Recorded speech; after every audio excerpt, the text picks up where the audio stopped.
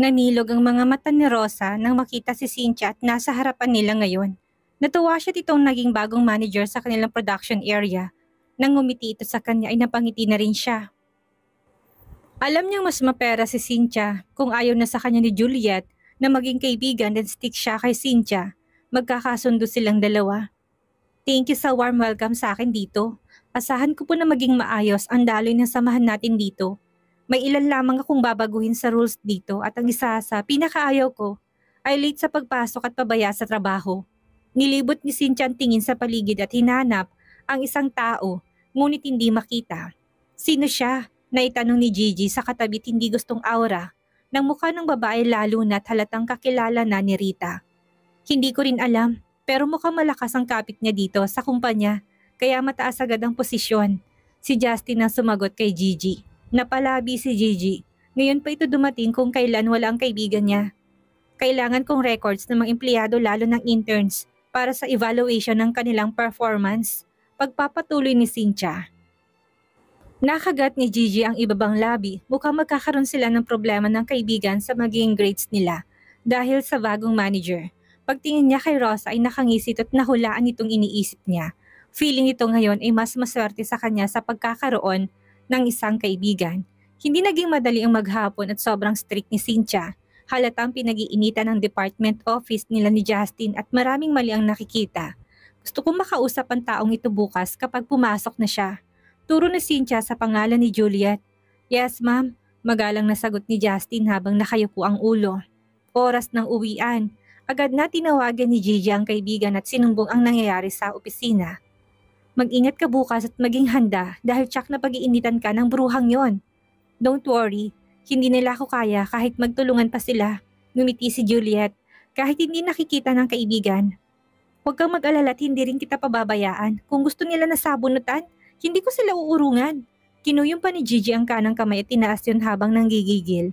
Muling napangiti si Juliet at karahasan na kaagad ang nasa isip ng kaibigan. Hindi siya nakapasok ngayong araw dahil may importante silang lakad ng ina kanina. Pasalamat ang babaeng yun at wala siya. Tsak na hindi lang trabahong pinasok nito sa kumpanya, kundi pati ang paglalandi kay Oscar. Nang may isip si Oscar at napatingin siya sa kanyang cellphone, nainis siya at walang paramdam ang binata maghapon. Hindi man lang ito naitanong kung bakit siya absent. Pero speaking of the devil, kailangan lang pala niya itong murahin sa isipan bago siya maalalang tawagan. Pinalipas muna niyang ilang ring bago sinagot ang tawag ng binata. Where are you? Bakit hindi ko makita ang sasakyan mo dito sa parking area? Tanong kaagad ni Oscar mula sa kabilang linya. Busy ka sa babae mo kaya ngayon mo lang napansin ang presence ko? Nangunot ang noon ni Oscar at hindi alam kung anong ibig sabihin ng dalaga. Kung sinong babaeng tinutukoy nito. Pero nang mahinuhang nagseselos ang dalagi napangiti siya. Hindi ka na nakapagsalita dahil totoo, nainis na si Juliet at gustong bulyawan ng binata. Kagabi lang ay halos rapin siya. Sweetie, calm down. Una sa lahat ay nasa labas ako maghapon at magkasunod ang meeting na inattendan ko. Ikalawa, ay wala akong babae bukod sa'yo. Umirap si Juliet kahit hindi siya nakikita ng binata. Naiinis pa rin siya dahil kay Cynthia. Kung sino man ang backer nito sa loob ng kumpanya, hindi niya palalampasin. Oh, come on. I'm telling the truth, sweetie. You can ask my assistant. Nag-swear to God pa ito habang nakataas ang kamay at magkadikit ang dalawang daliri kahit hindi siya nakikita ng dalaga. Balita ko'y nasa kumpanya si Cynthia, ang babaeng gusto ng iyong ina para sa'yo. Huminga ng malalim si Oscar at binaba ng kamay.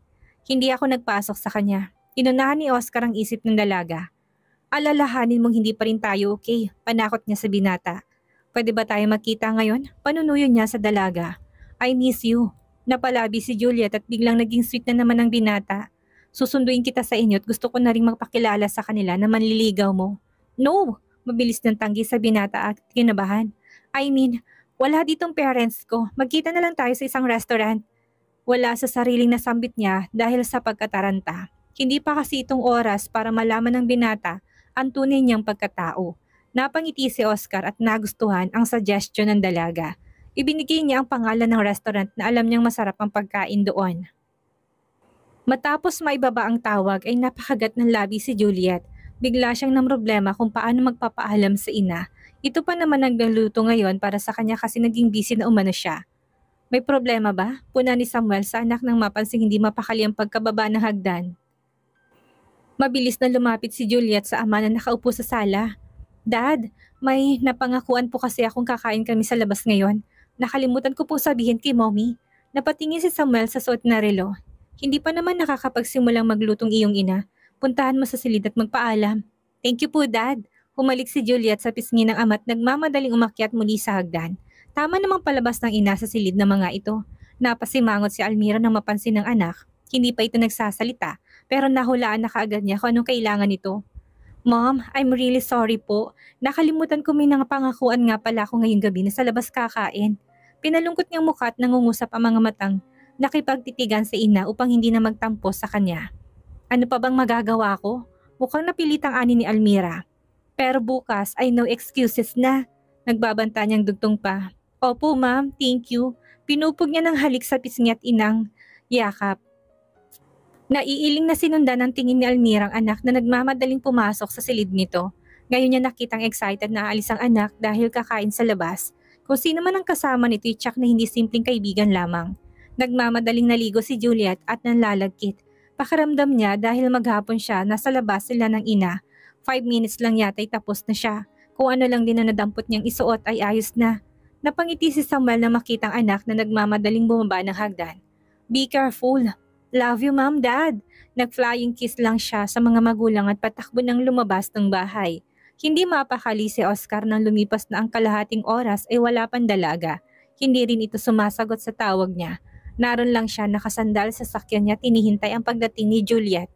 Malayo pa lang ay nakita na ni Juliet ang binata. Nakayuko ito't nakatingin sa cellphone na hawak. Halatang nainip din ito sa kinatayuan. Sinadya niyang itigil ang minamanehong motorcycle sa mismong harapan nito.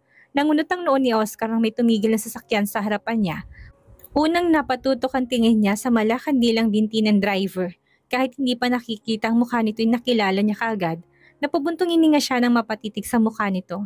Mabilis niyang hinawakan ito sa bewang at binuhat pababa sa malakit mataas nitong motorcycle. Agad siyang nangunyapit sa batok ng binata at nagulat sa ginawa nito. Para siyang papelang na binuhat nito at hindi kaagad siya binitawan. Marami ang nakatingin sa atin, mas maganda upang malaman nila na pag-aari kong maganda at sexing babaeng to. Seryosong tugon ni Oscar sa dalaga. Napaigtad siya na maramdaman ng pagpisil ng dalaga sa bewang niya. Pinalakihan niya ito ng mga mata. Hindi pa kita sinasagot, paalala niya sa binata. Umangat ang isang sulok ng labi ni Oscar habang nakatingala upang pagmasdan ang bahagyang namumula ng pisngi ng dalaga. Ang cute nito at hot sa suot ng maong short na umabot lang hanggang gitna ng hita nitong haba. Mabuti na lang at maluwag at malaking t-shirt ang pinaris nito sa suot kaya hindi nakikita ang makurba nitong katawan. Take out na lang tayo at maraming tao sa loob. Ayokong titigan nilang mga binti mo. Tinaasan niya ng kilay ang binata. At saan naman tayo tatambay para kumain? Sa bahay na lang tayo kumain. What? Hindi maaari. May kasamang iling na aniya. Gusto kang makilala ni Lola. Nakagat ni Juliet ang ibabang labi. Kung kanina sa mga magulang ay nakalusot siya, mukhang dito kay Oscar ay hindi. Kahit pa sumasagot ang dalaga ay pinapasok na niya ito sa sakyan. Siya lang mag-isang pumasok sa restaurant upang mag-order ng pagkain. Napakagat ni Juliet ang hintuturot nag-isip ng solusyon sa kinakaharap na problema. Wala naman sigurong masama kung malaman niyang ako ang angel na tinutukoy ng lola niya. Kausap niya sa sarili habang nakatanaw sa pinto na pinasukan ng binata. Oras na siguro para mabawasan ang boundary sa pagitan namin. Bulong niya sa sarili bago nagbuntong hininga. Tumango-tango pa siya nang makapagpasya sa sarili. Ang tungkol na lang sa pagkatao niyang kailangan niyang i-reveal sa binata kung sakali. Lumipas ang 30 minutes na nakabalik si Oscar at marami tong bitbit na pagkain. Let's go! Ngumiti si Oscar sa dalaga matapos mailagay ng maayos ang pagkain sa upuang nasa likod. Mukhang napilitan tumango si Juliet saka lumabas ng kotse. Mauna ka na at susunod ako. Napatingin si Oscar sa motorcycle ng dalaga. Muntik na niya makalimutan na may dala itong sariling sasakyan. Balikan na lang natin mamaya at, no, sanay ako itong sinasakyan ko. Sige na't hindi kita tatakasan. Pabiro niyang turan sa huling sinabi. Huminga ng malalim si Oscar at napilitang hayaan ng dalaga sa gusto nito. Ang mahalaga'y pumayag ang dalaga na sa bahay niya kakain. Naitawag na niya kina Tantan ang tungkol sa pag-uwi niya at kasama si Juliet. Kabado si Juliet nang nasa harapan na sila ng pinto ng bahay ni Oscar. Tama lang naman ang laki ng bahay ng binata. May ikalawang palapag at may 3 room sa itaas. Sa ibaba naman ay may isang room at doon nakastay ang lola nito. Huwag kang mag-alala kay lola at alam niyang kasama kong babaeng mahal ko. Hinapit na niya sa bewang ang dalaga upang hindi magbabagong isip. Mabilis na inayos ni Karina sarili at pinigilan ng pagngiti. Masaya kasi siya at magkasama ang dalawa. Pero kailangan niyang magmukhang seryoso at galit kunwari dahil may ibang babaeng dinala ang apo. Pagkapasok nila sa loob ay kita niya kaagad ang matanda at nurse nito. Halata sa mukha ng mga itong pagkagulat nang makilala siya. Apo, siya ba ang sinasabi mong mahal mo?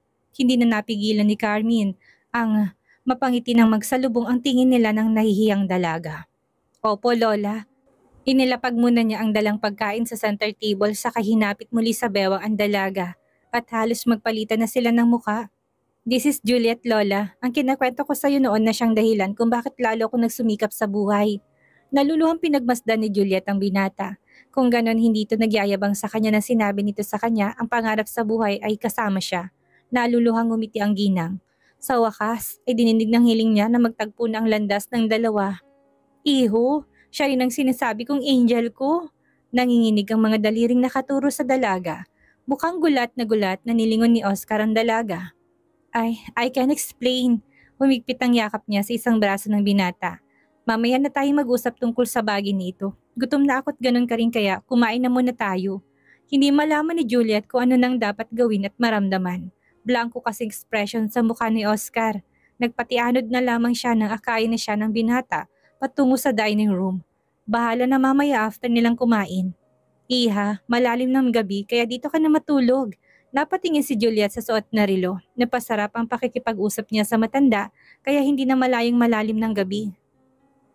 Hinanap niya si Oscar at may kausap to sa phone. Huwag kang mag-alala at inihanda na ni Tantan ang silid na para sa iyo. Ngumiti si Karina sa dalaga.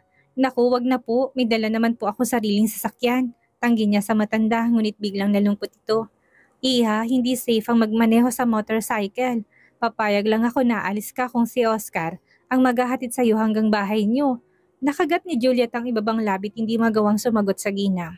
Seryoso to, tsak na si Oscar ay ganun din ang gagawin. No choice siya kung hindi ang pagbigyan ng matanda. Tawagan ko lang pong mama ko. Biglang umaliwalas ang aura ng mukha ni Karina at natuwa. Hinayaan na niyang dumistansya sa kanyang dalaga upang tumawag sa parents nito. Nang magsalubong ang tingin niya ng apo ay nakangiting nag-thumbs up siya. Ang ama nang tinawagan ni Juliet at mas madaling kausap kaysa ina. Kapag sa mami niya kasi marami pang tanong at baka gusto pang makausap ang taong kasama niya ngayon. Alright, mag-ingat ka tumuwi ng maaga bukas dahil may pasok ka pa. Opo dad, thank you. Kayo na pong bahalang magsabi kay mommy. Tumango si Samuel kahit hindi siya nakikita ng anak. Pagtingin niya sa asawa ay umirap ito sa kanya. Napangiti na lang siya at alam naman niyang hindi ito magagalit sa kanya at sa anak dahil hindi dito nagpaalam. Pagkababa sa tawag ay nakangiting bumalik siya sa harap ng matanda. Ihatid ko na po kayo sa silid niyo upang makapagpahinga na. Siya nang nagtulak sa wheelchair ng matanda. Ako na, agaw ni Oscar sa pagtulak sa kinaupuan ng abuela. Sumunod na lang si Juliet sa binata hanggang sa loob ng silid ng abuela nito. Binuhat rin itong matanda at inihiga sa kama. Thank you mga apo. Magpahinga na rin kayo at bukas ay may pasok pa kayo. Inayos na muna ni Juliet ang kumot ng matanda habang nakangiti. Opo Lola, good night.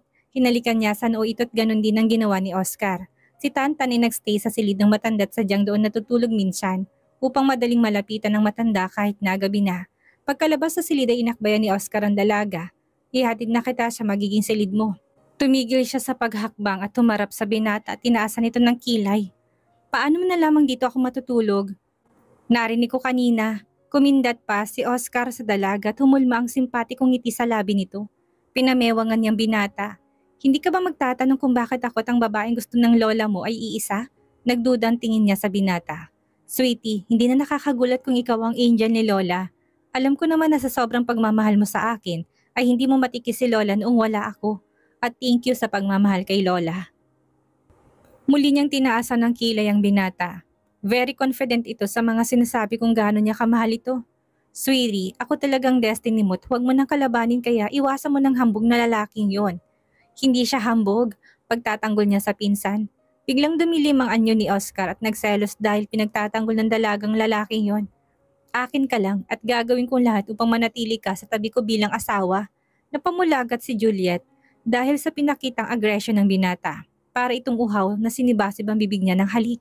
Pakiramdam ni Oscar ay bigla siyang lalasing na maramdamang tumugon ng dalaga. Sa halip niya, biglang bumalik sa isipan ni Juliet ang unang gabing may nangyari sa kanila ng binata. Walang pinagbago, ganun kasabik ang binata ng gabing iyon. Ang ibig sabihin ay ginusto nitong nangyari sa kanila noon, tulad sa ngayon. Ay! Gulat na hiyaw niya nang bigla na naman siyang buhati ng binata at halos pait sa binaba sa kama. Hindi siya nasaktan sa ginawa nito. Napangisi si Oscar nang magsalubong ang nangungusap ng mga titing ng dalaga. Akin ka lang. Yes, please love me now, pakiusap niya sa binata. I love you. Namamaos na bulong ni Oscar habang patuloy na pinapakawala ng init sa katawan. Parang dinuduyan pa rin ang pakaramdam niya, lalo nang marinig ang tatlong salitang matagal na niyang gustong marinig sa binata. Kaya hindi na niya nagawa pang tumugon. Yumakap siya ng mahigpit sa binata at patuloy na ninamnam ang pag-isa ng kanilang katawan. Nagising si Juliet na masakit ang katawan. Mabuti na lang at nakapag-alarm siya, kung hindi tsak natatanghaliin siya ng gising. Ayaw niyang mauna ng gising si Oscar at tsak na hindi siya makakaalis mag-isa sa bahay nito. Maingat siyang bumangon upang hindi na magmadali na isinuot muli ang nahubad ni kagabi. Sa bahay na siya maliligo dahil wala na rin siyang dalang bihisan. Bago lumabas, sinulyapan niyang natutulog pa ring binata. Ang gwapo talaga nito kahit natulog. Nagmamadali na siyang lumapit sa pinto bago pa matuksong halikan ng labi ng binata, pero naging maingat siya sa pagsara ng pinto upang hindi makalika ng ingay. Uuwi ka na po, miss. Gulat na nilingon ni Juliet ang baklang nagsalita. Halatang gustong sumilip sa silid ni Oscar kaya naroon sa tapat ng pintuan. Sorry, inutusan ako ni Lola na silipin ka sa iyong silid ngunit wala ka roon. Nahihiyang ngumiti si Juliet sa nurse. Makulit kasi si Oscar kagabi at huwag kang mag-alala at normal na lang yan ngayon. Tsak na matutuwa si Lola kapag nalamang malapit na siyang magkaroon ng apo sa tuhod. Namilog ang mga mata ni Juliet at halatang tuwang-tuwa si Tantan sa naisip nito. Pumilantik ang mga daliri nito at pinatingkayad na naglakad pababa sa hagdan. Agad niya sinundan ito hanggang sa makarating sa silid ng matanda. Ang lapad ng ngiti sa labi ni Karina nang makita ang dalaga. Pati mga mata nito ay nakangiti rin.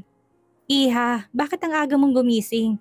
Kailangan ko na pong umalis, Lola. Hindi ko na po mahihintay ang paggising ni Oscar. Hindi niya magawang salubungin ang tingin nito dahil may ginawang milagro kagabi. Nakakaunawang ngumiti muli si Karina. Asahan kong madalas na pagdalaw mo dito, Iha. Kung maaari gusto kong makilala ang parents mo upang mapag-usapan ang kasal niyo ng apo ko. Tumango na lang siya sa matanda upang hindi na humabang usapan. Aalis na po ako, Lola. Mag-ingat ka. Tawagan mo ko kapag nakauwi ka na. Opo. Mabilis siyang humalik sa pisngi ng matanda. Pagtingin sa bakla ay ngumiti siya rito. Ikaw na munang bahala kay Lola. Sure, miss. Pati sa apo niya ay ako nang bahala kaya huwag kang mag-alala. Makahulog ang biro niya sa huling sinabi.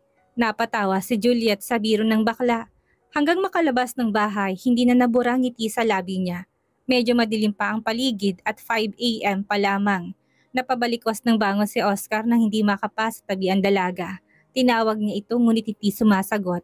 Maliwanag na rin ang paligid kaya nagmamadali siyang nagsuot ng damit. Una niyang tinignan na yung banyong naroon ngunit wala rin ang dalaga. Namura niya sarili at naging tulog mantika siya. Hindi niya tuloy na malayang nakaalis ng dalaga. Good morning, sir. Nakahanda na pong almusal ninyo. Nakangiting bati ni Tantan sa binata. Nangunot ang noo ni Oscar dahil hindi naman trabaho ng bakla ang pagsilbihan siya, lalo na ang ipagluto. May cleaner na pumupunta daily sa bahay nila upang maglinis. Nakita mo ba si Juliet? Umalis na po siya, sir, pero huwag kang mag-alala at pinagluto kanya ng almusal bago umalis. Biglang pumanatag ang nangungunot na noon ni Oscar at umaliwalas ang aura ng muka.